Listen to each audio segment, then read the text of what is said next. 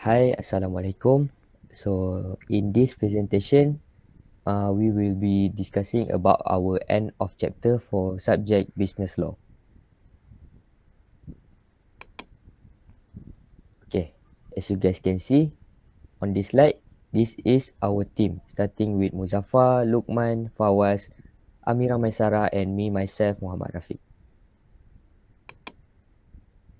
Okay, so this is the content that we will be discussing in this presentation. First, we have case summary. Second, we have principle of law. And under principle of law, we will be talking about section of law and case illustration. The third content will be application, and the last content should be conclusion. Alright, question 1. So before we start our presentation, here is our question. And allow me to introduce my name first. My name is Muhammad Rafiq bin Hermanto, and my metric number is 23 DLS 20F 2025. Okay, let's begin with the question. Akim directs Stacy to sell a DVD player for him, and he agrees to give Stacy a 5% commission on the price fetched by the goods. Akim afterwards, by letter, revokes Stacy's authority. Stacy, after the letter is sent, but before she receives the letter, she sells the good for 150 ringgit each. Advise Akim.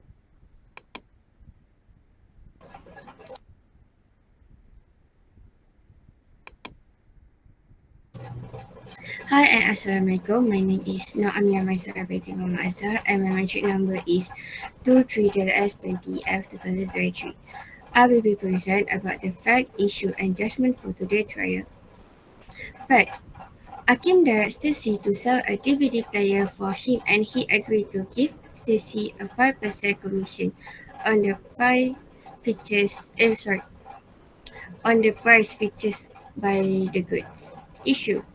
Akim afterward, by letter, revoked Stacy auditory Stacy after the letter is signed by a but before she receives it, sells the good for 150 each. Judgment. The court held that Miss Stacy was found guilty by breaching the warranty of auditory by principal to the agent for selling the good for RM 150 ringgit each after the reporting of authority by Mr. Hakim.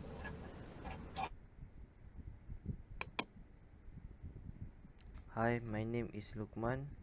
My matrix number is 23DLS20F 2009, and I will be presenting about the principle of law, section of law and case illustration. So let's begin. This is the section of law which is related and relevant to use for our chosen question. After I made a few research on the internet, I have finally found a suitable section to take for determination of agency case. According to section 161 of the Contract Act 1950, which deals the manner in which an agent's authority may be terminated.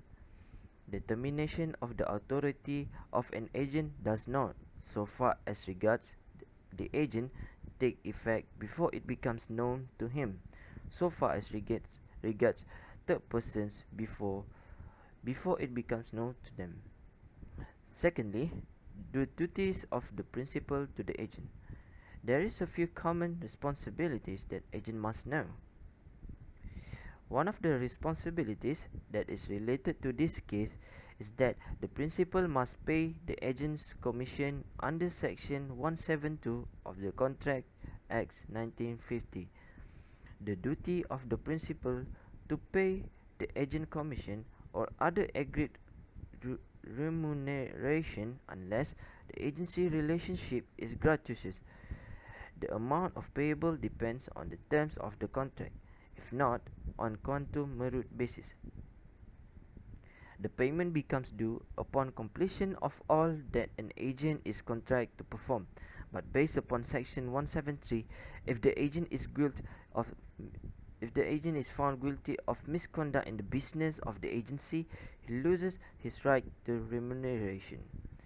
If the agency relationship is to exist for a fixed period, for a fixed period, the agent is entitled to damage should the contract of agency be prematurely terminated by the principal.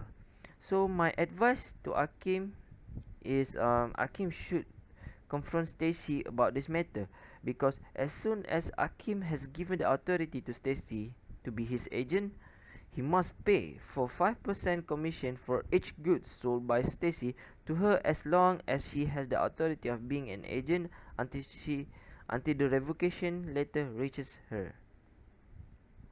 Let's proceed to the case illustration. Mr. Muzaffar, you can explain your part. Alright. Um, Hello and Assalamualaikum. My name is Muhammad Muzaffar and my matrix number is 23DLS20F2007. I'm here today to talk about the relevant illustrations under the termination of agency, in which when termination of agent's authority takes effect as to agent and as to third person. For example, we have 3 points. Number one is A directs B to sell goods for him and agrees to give B 5% commission on the price fetched by the goods. A afterwards, by letter, revokes B authority. B, after the letter is sent, but before he receives it, sells the goods for 100 ringgit. The sale is binding on A and B is entitled to Rm 5 ringgit as his commission.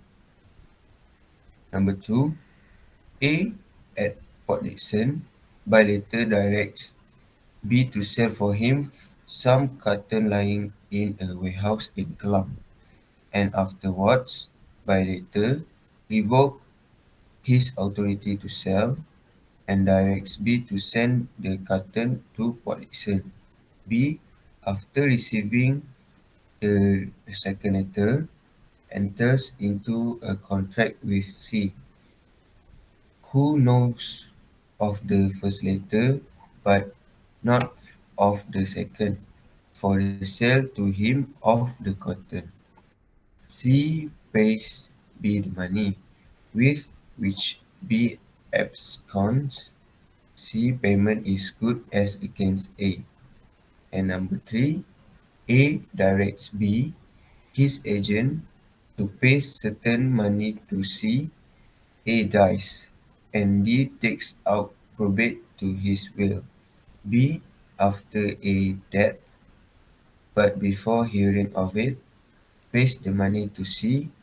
The payment is good as against D, the executor. Thank you.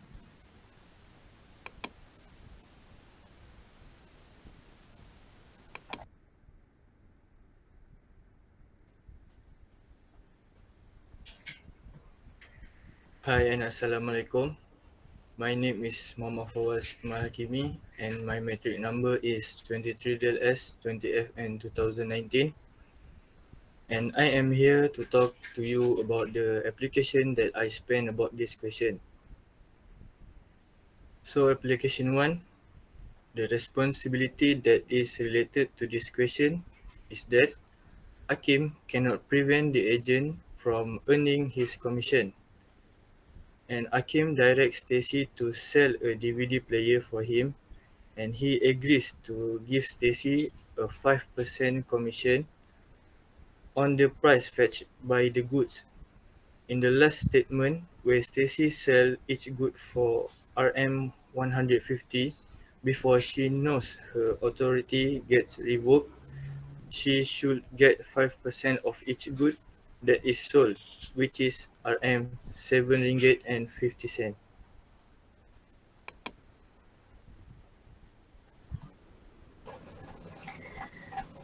My name is Naamia Masabita Mabasa and my matric number is 23 S 20 F 2023.